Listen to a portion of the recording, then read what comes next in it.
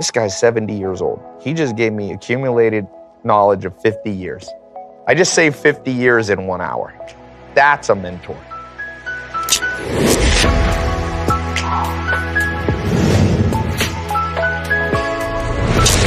Well, here we are on the Ben Shapiro Sunday Special, and we are here with Tai Lopez. You can check out all of his stuff at tailopez.com/Ben Shapiro. He has a brand new program called Knowledge Society we're going to talk about, plus everything else on earth. But first, let's talk about your internet security. With all the recent news about online security breaches, it's hard not to worry about where my data goes. Making an online purchase, simply accessing your email, could put your private information at risk. You are being tracked online by social media sites and marketing companies, and your mobile or internet provider, not only can they record your browsing history, they often will sell it to other corporations who want to profit from that information, which is why I've decided to take back my privacy. I use ExpressVPN. ExpressVPN has easy-to-use apps. They do run seamlessly in the background of my computer and phone and tablet. Turning on ExpressVPN protection, it only takes one click. ExpressVPN secures. It anonymizes your internet browsing by encrypting your data. It hides your public IP address. Protecting yourself with ExpressVPN, it costs like $7 a month. ExpressVPN is rated the #1 VPN service by TechRadar. It comes with a 30-day money-back guarantee. So, if you ever use public Wi-Fi, you want to keep hackers and spies from seeing your data, ExpressVPN is indeed the solution. And if you don't want to hand over that internet history to internet provider or data resellers, ExpressVPN is the answer. Protect that online activity today. Find out how you can get 3 months for free at expressvpn.com/Ben. That's expressvpn.com/Ben for 3 months free with a 1-year package. Visit expressvpn.com/Ben to learn more. Well, Tai, thanks so much for stopping by. Really appreciate it. Thanks for having me. And so for folks who don't know, yep, Tai Lopez is kind of the entrepreneurial guru for probably hundreds of thousands of people across the United States. You can see all of his programs over at tailopez.com. He has a brand new one called Knowledge Society we're going to talk about. But Tai, how did you get started in this business? Because your career path, shall we say, is somewhat unconventional. Yeah. There's a personality test you can take called Hexaco. It's the most scientific one. And one of it puts you in 25, there's 25 traits in human personality. This is the most updated scientific test. And one of them is openness to new experience and unconventionality. And Dr. David Buss, a mentor of mine, he says it's genetic. So my mom is a super hippie. So I think I became unconventional maybe in the womb.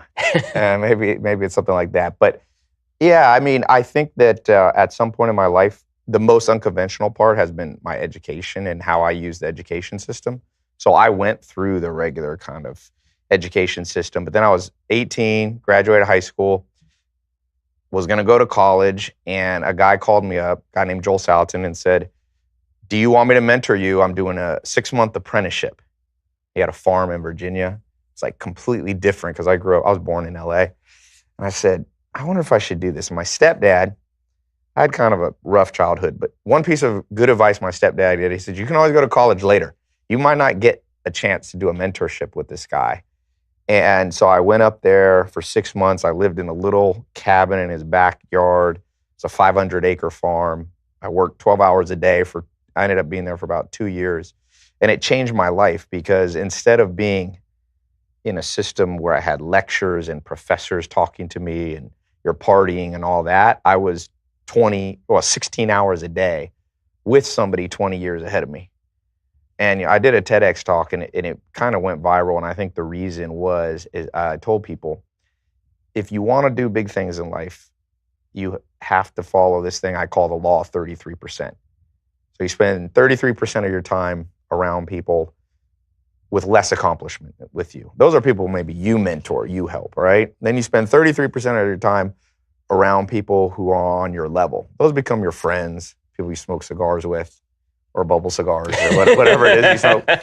But the last 33% is what's missing in education and society. It's where you spend 33% of your time around people 20 years ahead of you, shadowing them. And a few years ago, I made a list, like everybody that you think of as great people.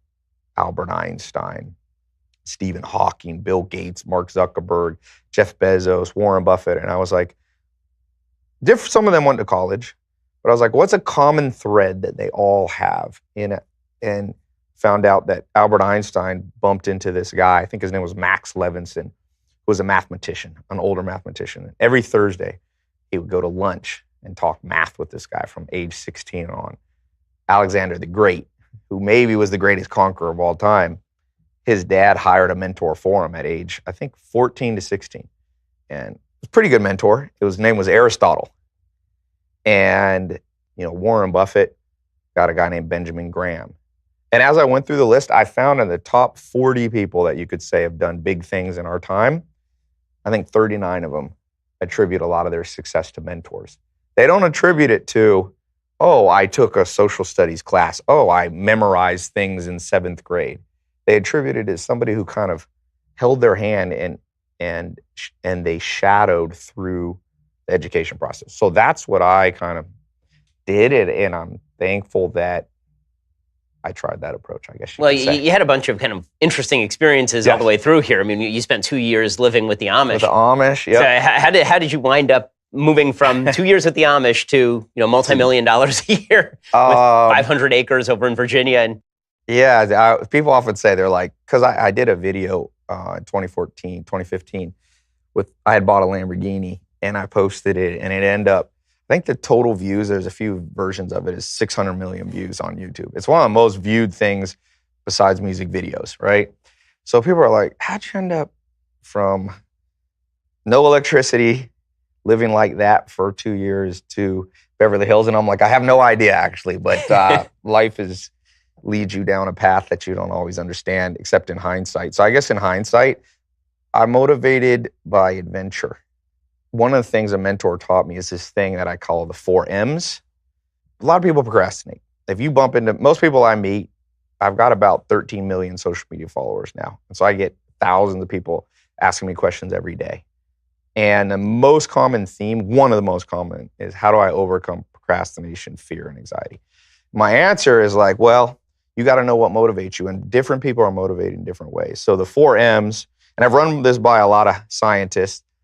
Most of them think I'm on the right track. One of them, he thinks I'm missing an M.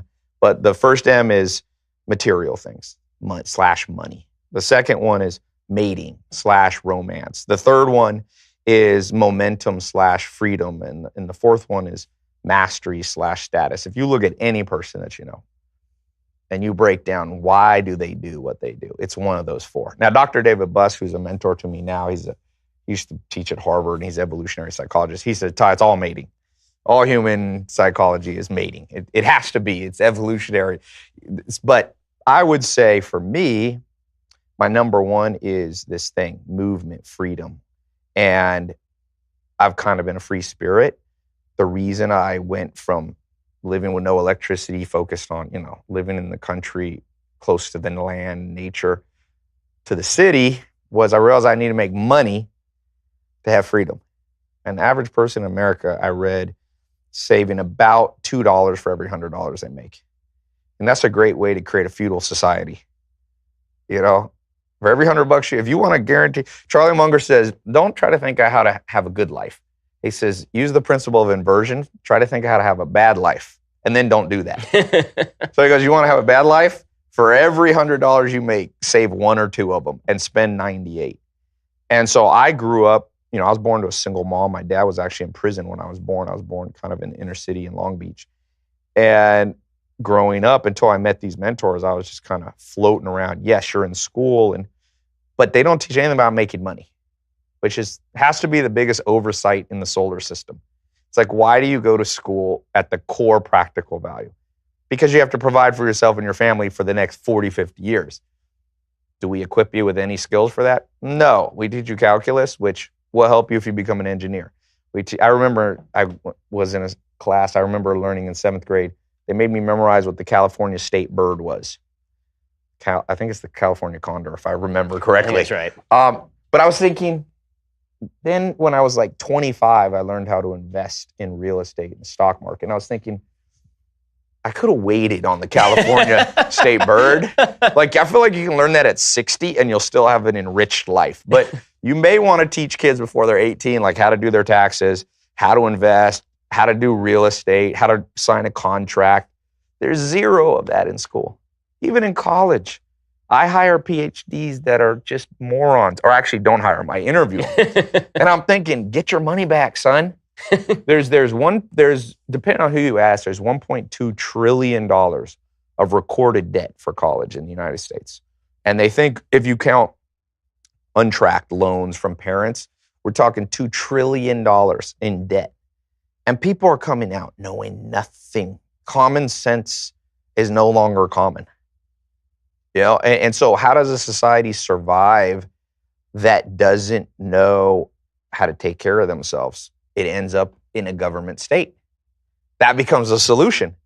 And Joel Salatin, I'm not as political as you or even my first mentor, Joel Salatin, but he's libertarian, and I tend to be more libertarian, probably partly because of that, but partly because it makes sense. And so now it's the replacement of common sense with the replacement of a big government that's going to be the common sense for you. But it's not.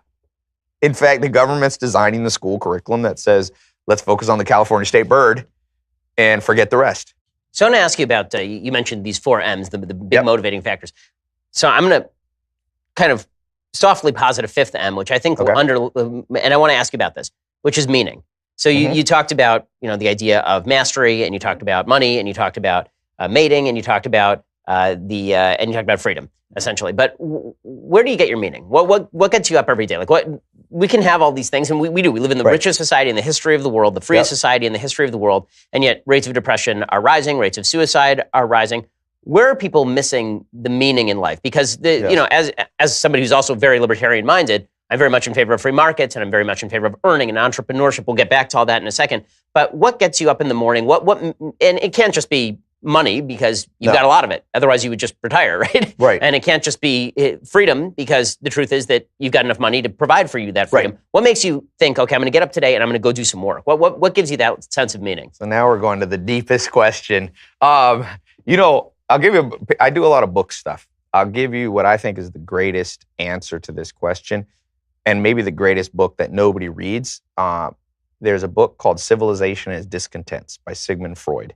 And Sigmund Freud's been discredited in some ways, but the man may be the smartest person you'll ever read if you read Civilization and Its Discontents. And he says this question of what the meaning of life is has been asked time without end. And nobody can give a satisfactory answer. And he says maybe because there is no answer. But he says, I can tell you by the actions of we humans what our meaning is, and that is to be happy and to avoid pain. So it depends how deep you want to go. I'm probably searching for happiness, and at the core of every human action of those 4 M's, people perceive, if I get money, I'll be happier. If I get freedom, I'll be happier. So I used to have a more complex answer, but now I give a cliche answer. I'm probably searching for happiness and avoidance of unhappiness. I don't know. It's a good question. Are we humans so differentiated that meaning is different for everybody?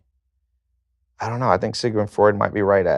Al Capone was seeking happiness in a distorted way, and I just read the book of El Chapo. This dude wanted to be happy.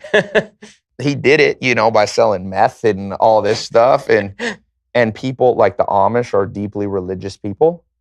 Now, the Amish, it's interesting you bring up depression. Jared Diamond, who wrote Guns, Germs, and Steel here at Harvard, Pulitzer Prize, he studied the Amish, and he said they have 500% lower depression, which is my experience. The Amish are the happiest people.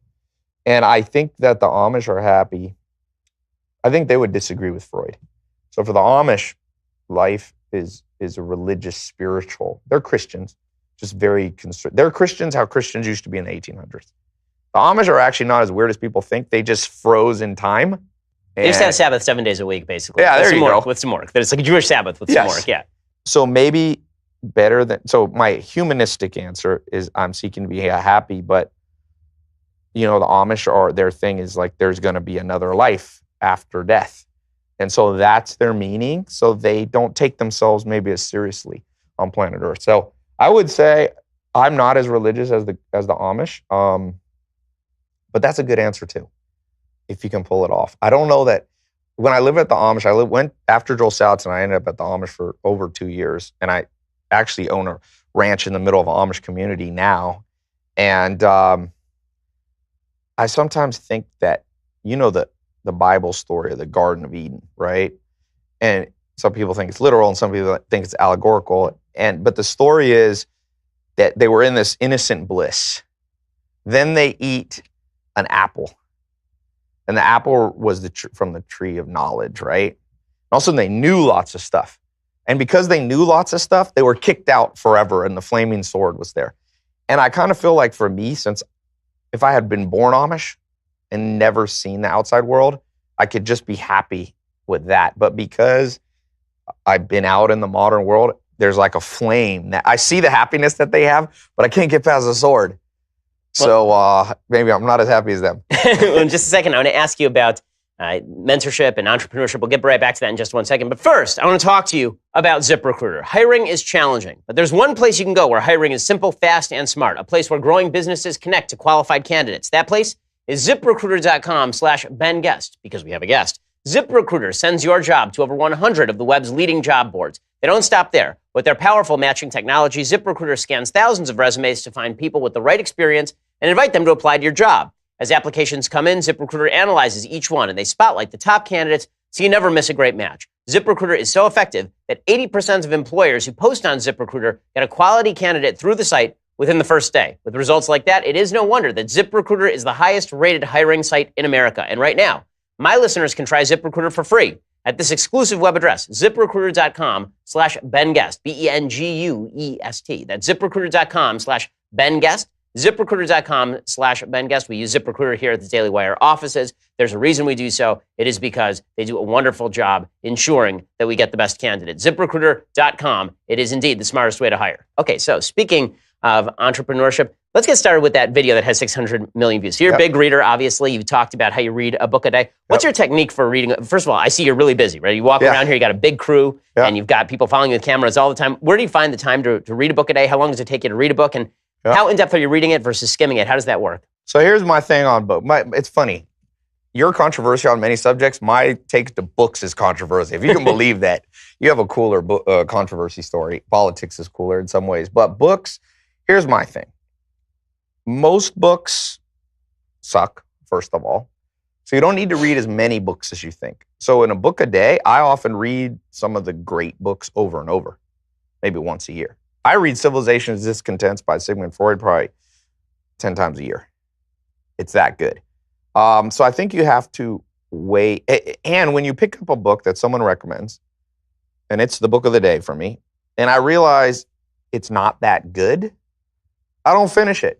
And people think that's controversial. Oh, Ty, you don't really finish a book a day. I'm like, yes, I did. I got the only good. The rest of the book is just, they couldn't sell. They had one good premise that was 8 pages.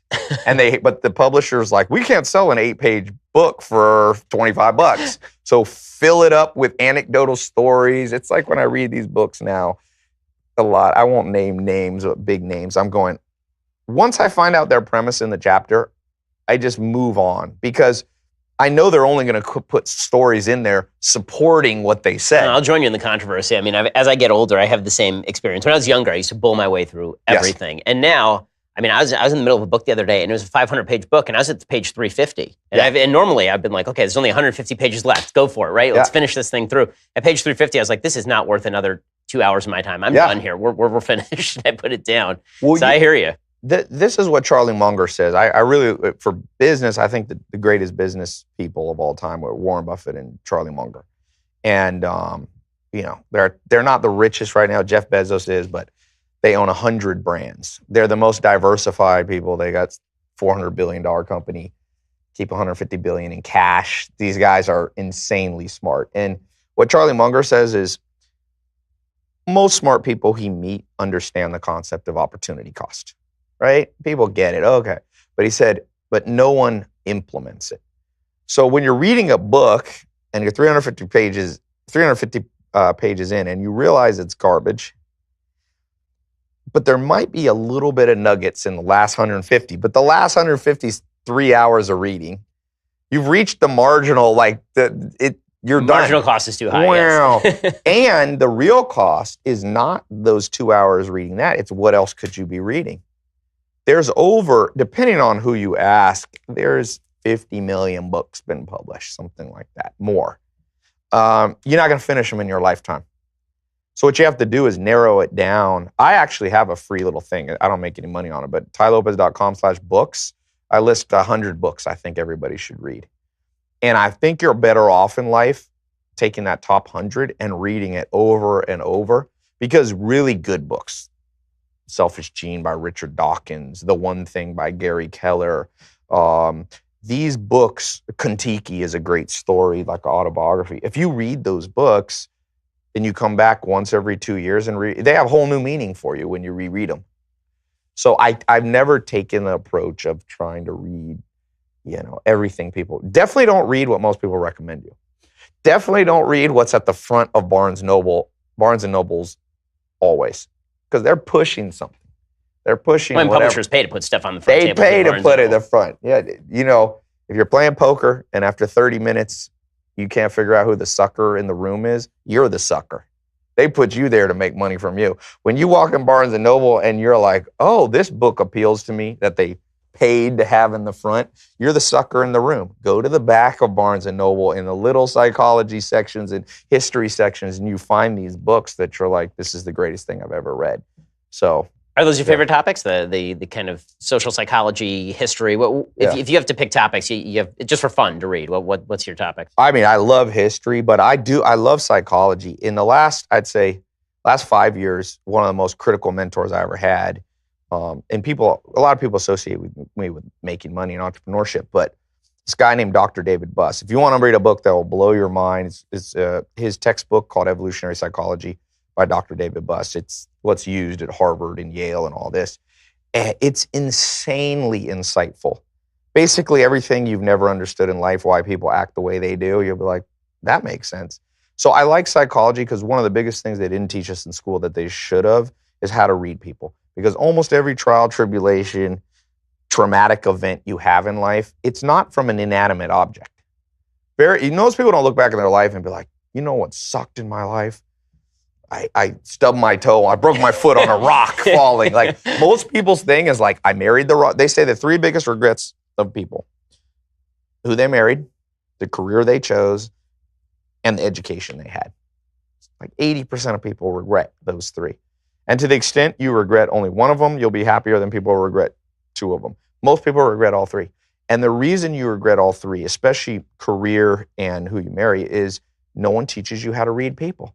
Most important thing that could happen in school is learn how to read people. All the good things and all the bad things will come from filtering out the bad people before they get in your social circle and bringing in the good people. I think of it like, those hamster balls? You put a little hamster in a plastic ball and you roll them around. The reason you put them in a plastic ball, I didn't know as a little kid, I thought it was supposed to be fun. And then I had a friend who had a hamster and didn't put it in a ball, and he stepped on it one time. And I realized, wait a second, the plastic ball is to keep the hamster from dying. We're the hamster.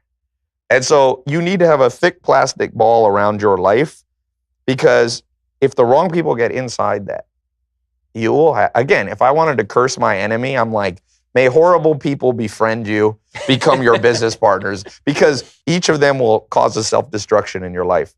And no one talks about how to read people. I mean, I created this personality quiz. This is another little thing. I don't charge for it yet. It's at tylopez.com/quiz. I don't know if I'm supposed to plug these. No, I don't care if anybody. I think about 500,000 people have taken it.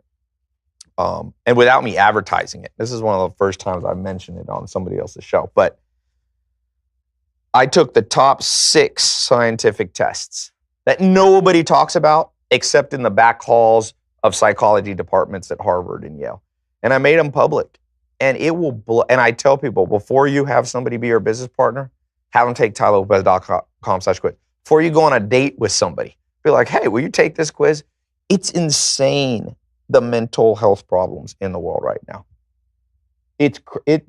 Everything, and to speak to politics, since that's a big subject of yours, almost everything people talk about in politics is related to personality traits. For example, being a Republican is something you can test for, and it's probably genetic. Being conservative, there's a genetic component. I'm not saying that people don't choose. I'm just saying in general. They call it RWA, right-wing authoritarianism. It's an association, and it's an evolutionary reason. You want a society where some people say, pick yourself up by your bootstraps and go out and forge your own path in the world. That's more of the conservative approach to life. Now, a democratic, more liberal approach is, no, we need meals on wheels. We need this safety net for people.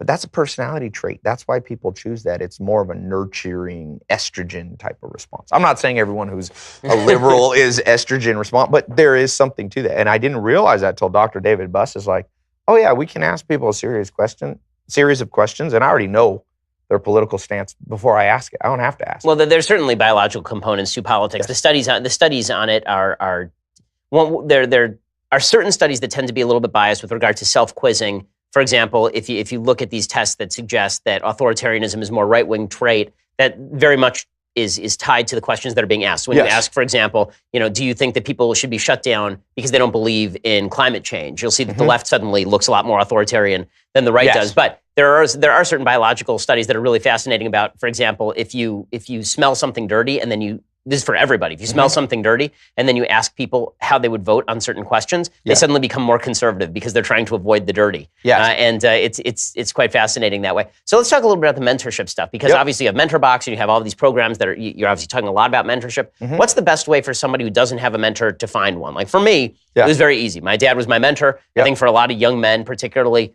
having a very involved father is a key to success. Obviously, not having a father in the home, you're an exception. It's. But I found fathers, surrogate fathers. Exactly. So how can that happen for folks who don't have either a father they can trust with this stuff or a dad at all? Yeah, that is a good question. Here's the thing.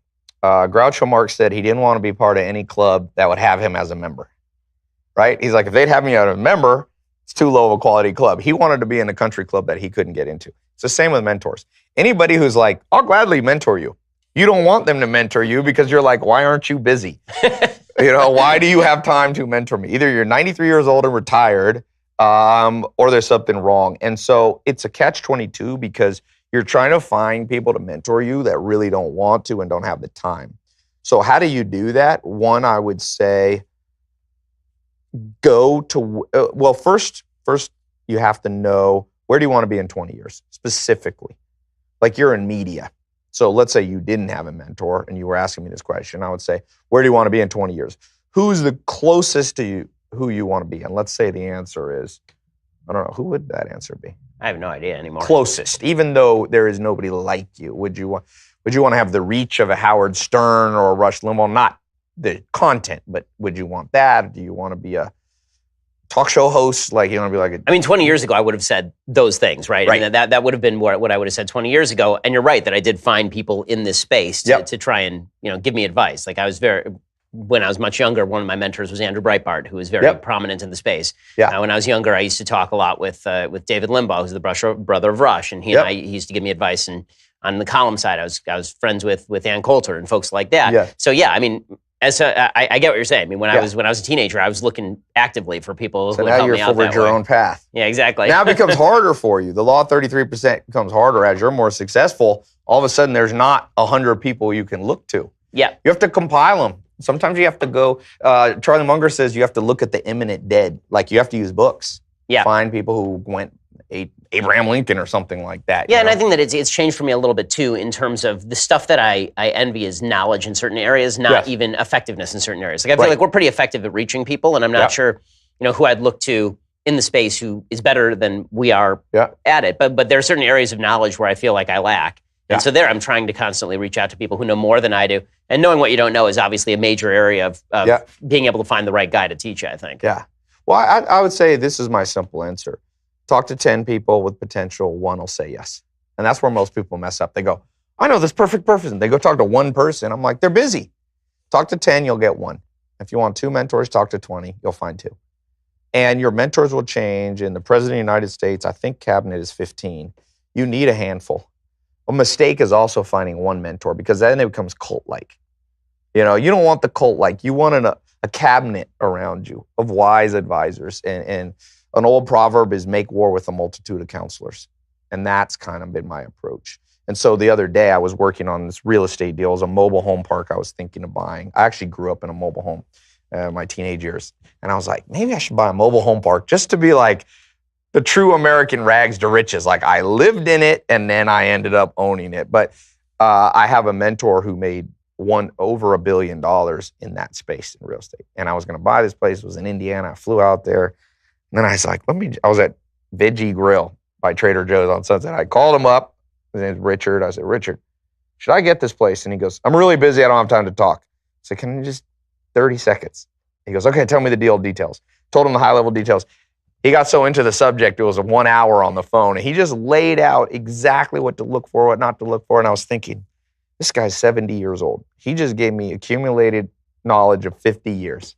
I just saved 50 years in 1 hour. That's a mentor. So in a second, I want to ask you about your philosophy of individualism versus kind of communitarianism. We'll get into politics, which is my favorite space, in just 1 second. But first, let's talk about your imminent death. So you're going to die sometime soon. Maybe not that soon. Hopefully not that soon. But when you do plots, you're going to really wish that you'd had life insurance. I mean, if you're there after you're dead and you're looking around, you're going, what did I fail to do? Life insurance might be high on that list. Life insurance is pretty important. It's also confusing, which is why 4 out of 10 people don't have it. And maybe you're one of those people. But if anything were to happen, it's important that your loved ones are taken care of. Besides, life insurance rates are the lowest they've been in 20 years. The best time to buy is right now. The best place to buy is PolicyGenius.com. PolicyGenius is the easy way to compare life insurance online. In just 5 minutes, you can compare quotes from the top insurers to find the best policy for you. And when you compare quotes, you save money. It's that simple. PolicyGenius has helped over 4 million people shop for insurance, placed over $20 billion in coverage. And they don't just make life insurance easy. They also compare disability insurance and renter's insurance and health insurance. If you care about it, they can cover it. So if you've been putting off getting life insurance, there's no reason to do so any longer. Go to PolicyGenius.com, get quotes, apply in minutes. It is that easy. You could do it right now, and you should because their rates are the lowest they've been in 20 years. PolicyGenius, it's the easy way to compare and buy life insurance. Again, PolicyGenius.com. Okay, so let's talk about your politics a little bit. You're a very driven guy, obviously, and you're somebody who's trying to encourage people on an individual level to go out and better their lives. To me, this smacks, obviously, of a libertarian/conservative perspective. Is that where you are, and what do you make of where we are politically in the country right now? Because everything seems so fragmented, so divided, and yet it seems like I've talked to a wide variety of people across a variety of political viewpoints right here on this show. I mean, I've talked to you, and I've talked to Jordan Peterson, I've talked to Joe Rogan, I've talked to Eric Weinstein, right? Just a bunch of people from right to middle to left. And they're all very successful people. They all seem to have this very individualistic perspective, even if they are Democrats. Where do you think policy and politics and sort of perspective on individual responsibility, where do those line up? Well, I think the first thing to know about politics, if you study history at all, even at a minor level, politicians haven't been good people for a long time. They're probably not going to be good people. I'm always like amazed that people are like, you're not going to believe this. I found out that this about Bill Clinton or Donald Trump or Hillary. I'm like, welcome to planet Earth, my friend. Have you read a book? This has been going on 2,000 years ago, 1,800 years ago, 1,700. So what happens is, going back to reading people, politics attracts narcissistic people. And if you look at the dark... Thank you. Yeah. Well, no. I'm saying people running for office. I got you. Don't worry. Not people commenting on it. The people running for office. I would say Donald Trump is the most classic example of a narcissist. I would say Hillary Clinton's a classic example of a high Machiavellian person, possibly.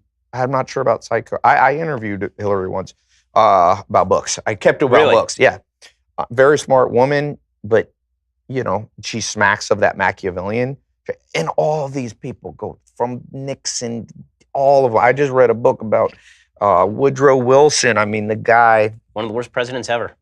To some love him, My grandpa said Calvin Coolidge was the worst, the most corrupt. But anyway, so my take is nobody cares about you as much as you, and definitely not a bunch of narcissistic politicians. So if you have much faith in the system at all, I think you're the sucker in the room. Does that mean you should ignore politics? No, because it's a necessary evil is how I look at it. Do I put, the law of Pareto principle, 80-20? I think if you put 20% of your focus on politics and the system and policy, and 80% in doing what you can control, you'll be good. Why do you think people are putting so much focus on the 20%? I mean, it's pretty clear right now. People are distracting themselves to an enormous extent with the give and take of politics. People are engaged like they've never been, which is great for my business, but is not necessarily great for theirs. I mean, if you're spending all your time on Twitter or agonizing over whether nuclear war with North Korea is imminent when it clearly is not, then you might be wasting your time. Why do you think people are so interested in engaging with politics, particularly now? I mean, is it a lack of meaning? Is it No, I think it's maybe. I think it's a well-veiled procrastination. It's well-veiled attempt at procrastination. You just go, well, I could focus on building skills so I can make more money, or I could whine about this person not doing something for me. And it's much easier to do that. Humans are like water. They always move downhill. Whatever is easiest. You don't see much water going, I'm going to go uphill. And so because people procrastinate, they've been looking for external reasons to blame forever. And there are external things. Look, bad childhood.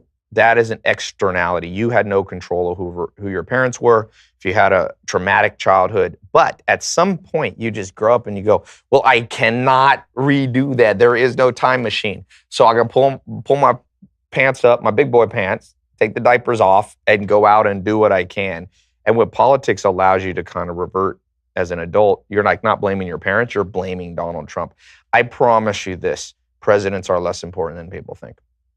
They're massively less important. On an individual's life, even more. You could even argue that I think the biggest thing that people should talk about, what interests me in politics and what really moves the needle is demographics.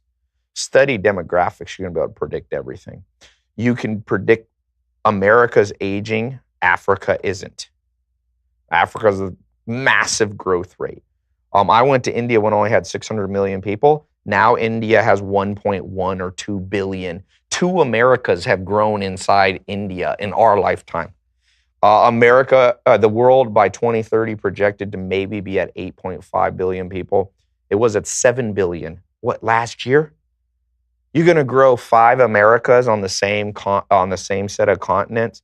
What's that going to do? All politics will bend to that.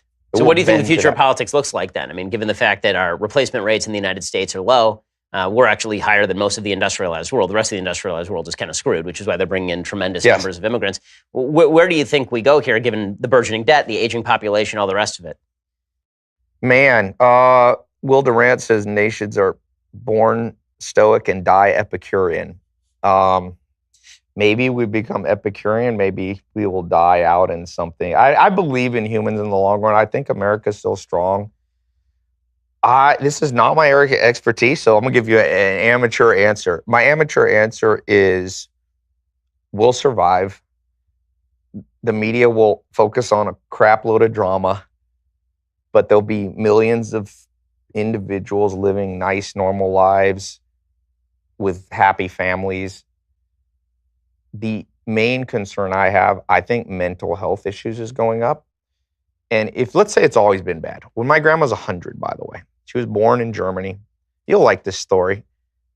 My grandma was 19 years old. Her friend said, you got to come hear this guy. He's a great speaker. Her name was Melita Meshman, who wrote a book about this now. It's kind of a famous book. My grandma goes, okay, I'll go see him. They go down to the park. Car pulls up.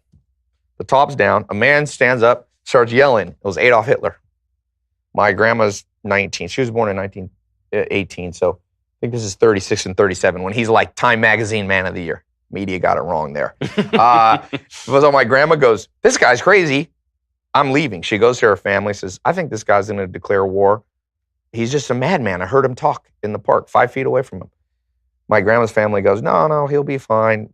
Yeah, he promised, he signed a peace with Russia and Poland. He's not going to invade Poland. My grandma goes, I'm leaving anyway. She gets on a boat.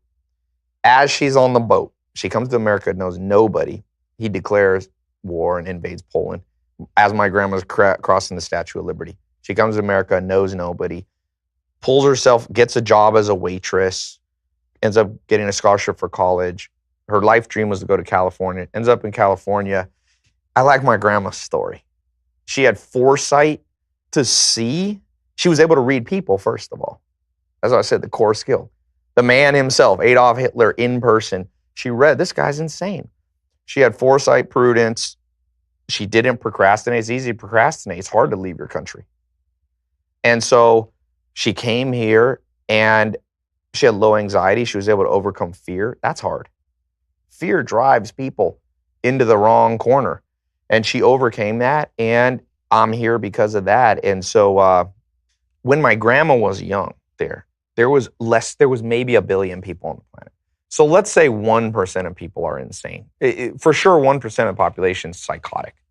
So when you have 1 billion people, you're talking 10 million psychotic people spread over the whole planet.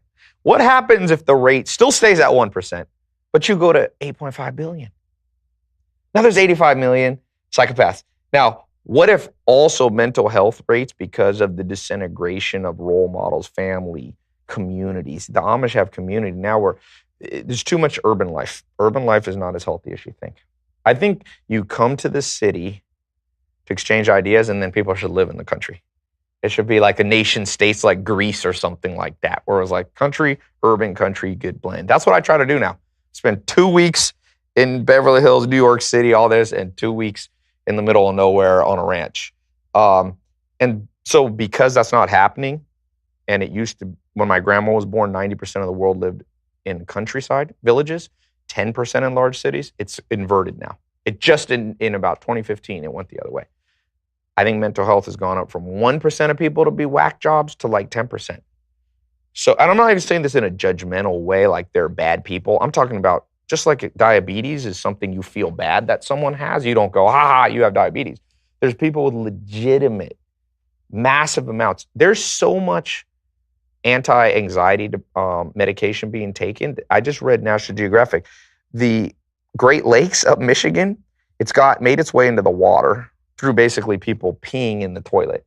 Fish are so doped up, they're like have low anxiety and they're not like searching for food anymore. So they're just dying. You got 15 to 30% of people clinically diagnosed with anxiety. What's going to happen to society? I think, like I said, we'll survive, but I think that we should refocus on stuff. Fix the education system, focus more on mental health, not at a governmental level, but half the battle is just is people realizing they have a mental health issue. They have high anxiety, they have narcissism. Just realizing it is literally proven to fix half of it. But how much do you think is this is the destruction of social standards? So you talk about the strength of Amish communities. I mean, obviously one of the strengths of Amish communities is the people are married and they stay with each other and then they have kids in them. And same thing in the Jewish community where you have low rates of a lot of just kind of social problems that you see in other communities because people are expected. You get married, you stay married to that person, you take care of your kids. That's the way it is. You take off every 7th day. There's no electronics. How do you resolve the tension between the need for freedom that you talked about earlier, this individualistic society that we've created where we want to do what we want without any consequences, and the fact that we do actually need to embed ourselves in social structures that allow for us to thrive because it feels restrictive, but it's also what allows you to thrive in a lot of cases. Yeah. Well, what does Jocko Willink say? Discipline brings freedom. There's more freedom from discipline than you think. I would say I've gone through different opinions on this. I've come around, and I think you're probably right. I think that when I was at the Amish recently, about 6 months ago, I was walking around and I was like, why am I happier? And I was like, I know why. Bounded rationality. So there's this concept in science, in psychology, heuristics it's called, how you make decisions. Bounded rationality means if you want to go get sushi restaurant food, somebody says to you, your wife or husband, let's go eat. If you couldn't put bounds on it, you'll go crazy. You know how many sushi restaurants there are in Los Angeles? If you went, okay, which one should we go to? Do we go to the one in Whittier, Long Beach? So we immediately put one boundary on it, within 5 miles of our house. Then we put another boundary on it. Okay, Yelp reviews need to be 3 stars or higher. So that puts another set of walls on it. Then we put the last one, it needs to be open now. Boom. And now it narrows it down to 2 places. And our happiness goes up because we don't have that many choices. One of my mentors is the guy who wrote Paradox of Choice. I don't know if you've read that book. He's a famous professor. It's a fascinating book. He says the reason we're becoming less happy is we have too much choice. You used to only have choice. Like Amish, you basically marry a girl that you grew up with. There's 10 or 20 choices. You have some choice, but it's not Tinder where you go insane. And if we don't have bounds on our rationality, you become more unhappy. And I've been testing this recently. I'm in LA. I have the whole world in front of me. I can do this. And then I go to the farm where it's kind of like I need to wake up at 5 a.m. And I dress a certain, you dress, it's more conservative. And all these boundaries actually make me feel better. Let's talk about how you structure your day, because you have a lot of advice for folks on sort of how to live, what's the most successful way to live. How do you structure your day? I mean, I see you walking around. You have a huge crew. Yep. You've got a camera on you all the time. You travel a lot. You're providing all these materials at your website, TyLopez.com. So how do you structure that day? How do you decide how much is fun, how much is work, and where do the two cross over? Like, give me a schedule. So I think daily routine is important. I think the first thing for everybody that I follow, that everyone can read, is a great book by Gary Keller called The One Thing. It's The Power of Focus. First thing I try to do is go, okay, Ty, there's too much to do. What's the one domino I push today that knocks down like 100 dominoes? Because I do not want to push down 100 one at a time. I got to hit one huge one that's real heavy and it knocks everyone down. So I think you have to know what your superpower is and do that 80% of the day. I think that's a secret. I used to believe in, task management systems and Excel spreadsheets, and you prioritize and you flip in every 15 minutes, you do a new thing and there's a thing, there's all these different tools that people put forward to be productive and successful. But I started studying people. I'm like, what does Warren Buffett do? This guy owns 100 of the largest brands in the world, from Amex, Bank of America. I'm going, what is this guy? Geico, what is he doing? And he says, simple. I spend 8 hours a day reading about investment deals, 800 pages a day. That's it. He goes, you want to see he has a little day planner. He loves to show it. He's like 88. He goes, you want to see my day planner? What I have scheduled this month? And he just laughs because there's nothing for 8 months on there.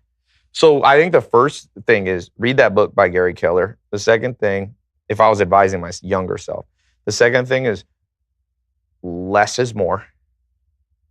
Do not confuse flurries of activity with accomplishment. Activity and accomplishment both start with an A, but they are unrelated. I have friends that just, oh my gosh. In fact, I've found the poorer my friend is, if I'm like, hey, can you come help me move? I got to move. They're like, dude, I'm just so busy. I'm like, you've been unemployed for 6 months. You have nothing. You're lying. You have Game of Thrones to watch or whatever. But the reason, and it's causation correlation. I'm like, wait a second. I think the reason they're in what they're in, no one ever taught them how to be productive. And so they keep themselves busy with flurries of activity, but none of it moves the needle on life. And life, you got only 4 things, I think. I call them the 4 pillars of the good life. Health, wealth, love, happiness. Physical health. So what I do, this is my third point of being productive. I just think those are in order. So I try to do workout first. Health. I've gotten to know Arnold Schwarzenegger a little bit, not super well, but I was in his kitchen and did like a 45-minute talk with him. And I went to Australia a couple months ago, give a talk with him. And I asked him this. And he goes, I wake up at 4 a.m, Ty. I read for 1 hour. 5 a.m, I ride my bike to the gym. By 7, I've read an hour, and I've got a 2-hour workout in and eating breakfast. That's a productive guy by 7 a.m. And so you do your health first.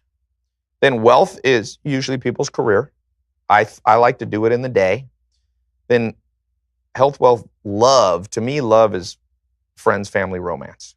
Those 3 parts, component of love.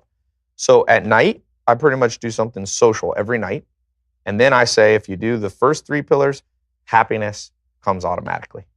You got to balance those first 3. So do them in that order. I meet people that spend all day socializing with friends, and they, entrepreneurs, they put off their work, or I people who put health and they lift weights. Oh, am I going to get it in before I go to bed? No, do it first. That's the order. If you don't have health, you won't care about wealth, love, or happiness because you'll be in pain. For me, the biggest thing that I've realized, and this is a real change from earlier in my career, is when I was a lot younger, the tendency was to say yes to everything. So people want to get together, people want to offer you something to do for a career. Yep. You always say yes because you're so eager to get going that you just say yes. And it turns out that if you want to do work for free, then there's lots of work to be done for free.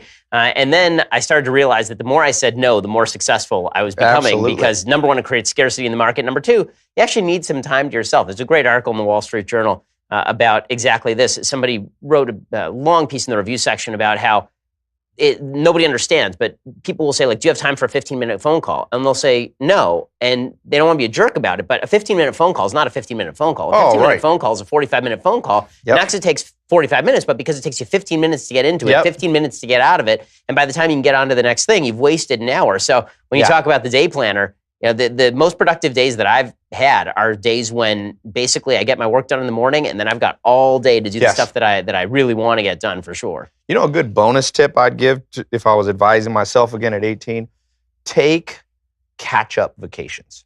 So Bill Gates loves to read, but he was running, as a 17-time richest man in the world. He had a lot of responsibilities. He took vacations on set intervals. I don't know if it was once a quarter or once every 6 months. And he brought all the books that he couldn't read that he wanted to. And he would go through 17 books in a week. I like to do these mini breaks. I usually use Palm Springs. I recommend you go at least an hour and a half from home. It can be drivable.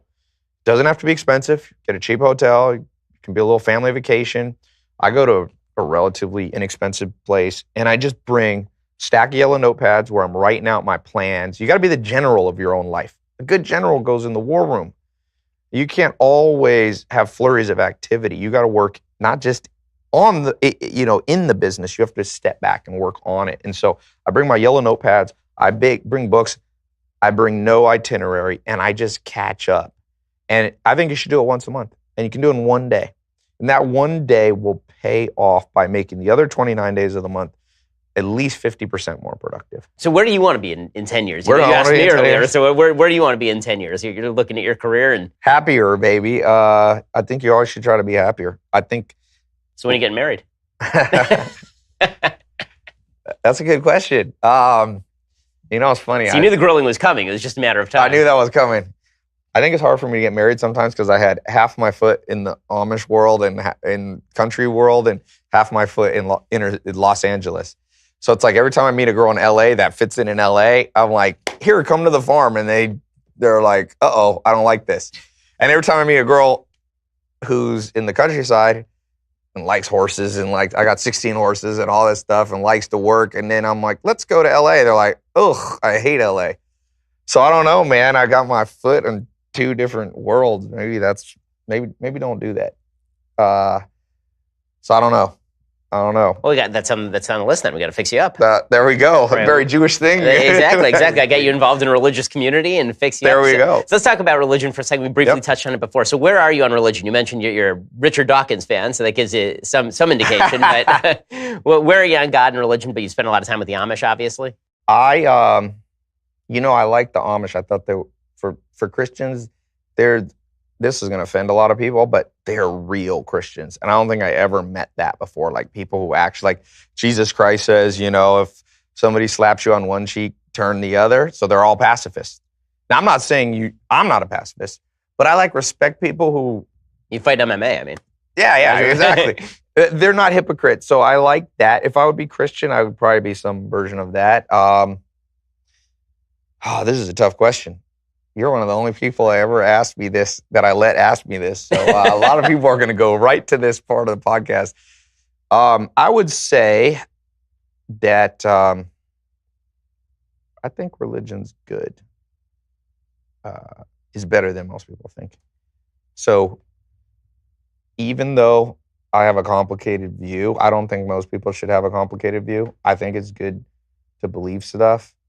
And I do think it's okay to read Richard Dawkins, and it doesn't have to make you lose your faith.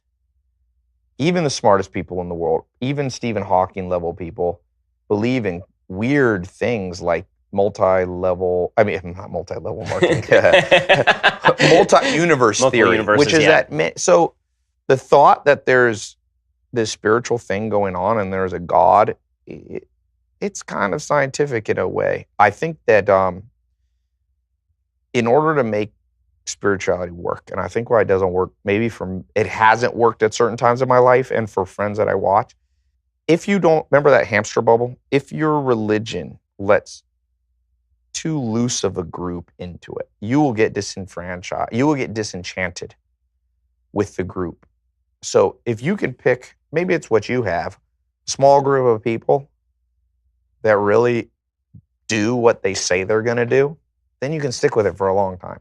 I think, you look at big mega churches in American Christian churches, and people go there, and halfway through it, they're like, wait a second, I know this person out here Monday through Friday, they're out drinking and, carrying on. And then on Sunday, I see them and they're very spiritual. That messes with people's brains.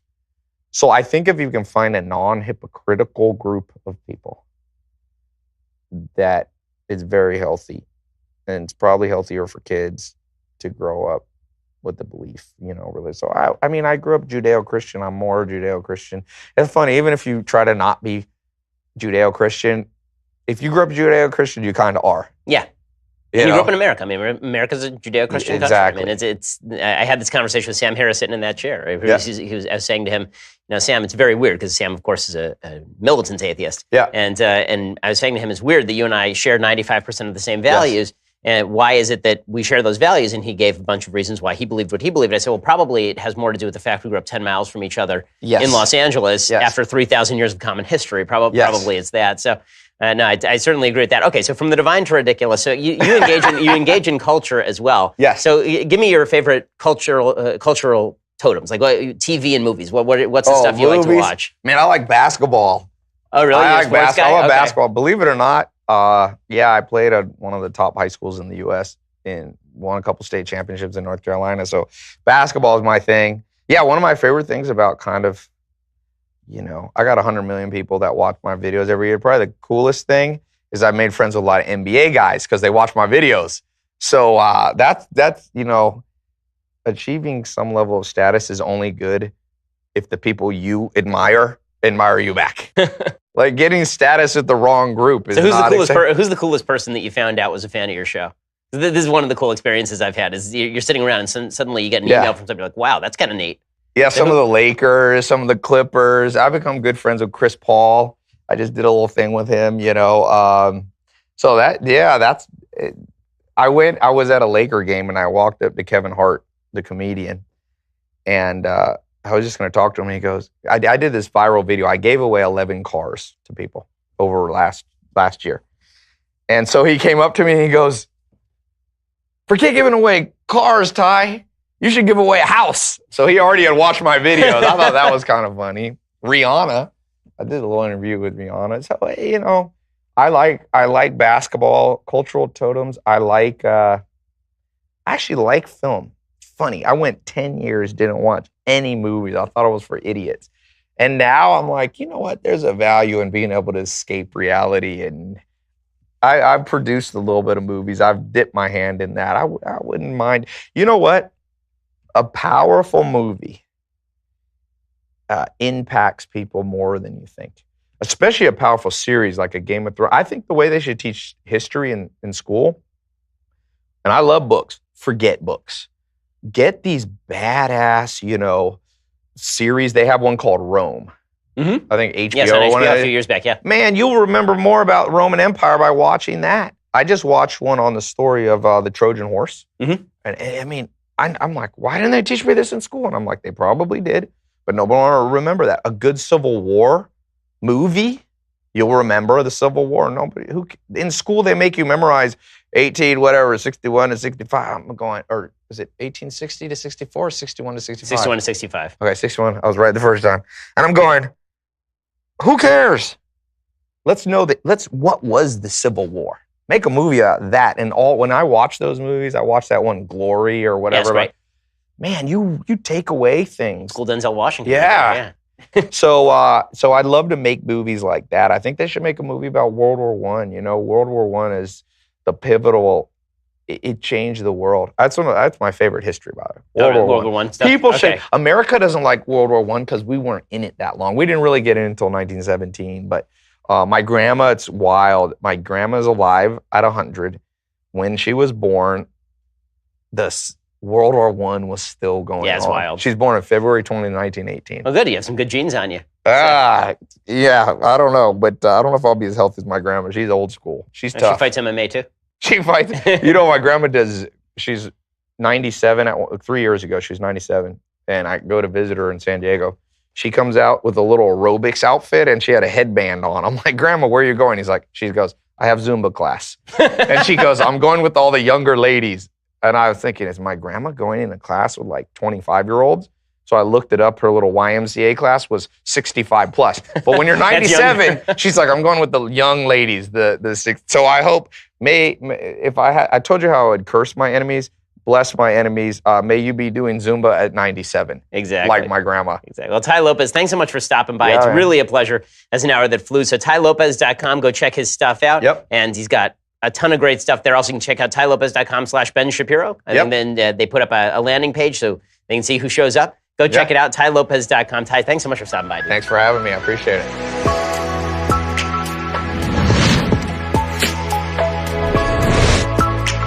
The Ben Shapiro Show's Sunday special was produced by Jonathan Hay, executive producer Jeremy Boring, associate producers Mathis Glover and Austin Stevens, edited by Alex Zingaro. Audio is mixed by Mike Coromina. Hair and makeup is by Jesua Alvera, and title graphics by Cynthia Angulo. The Ben Shapiro Show's Sunday special is a Daily Wire Forward Publishing production. Copyright Forward Publishing 2018.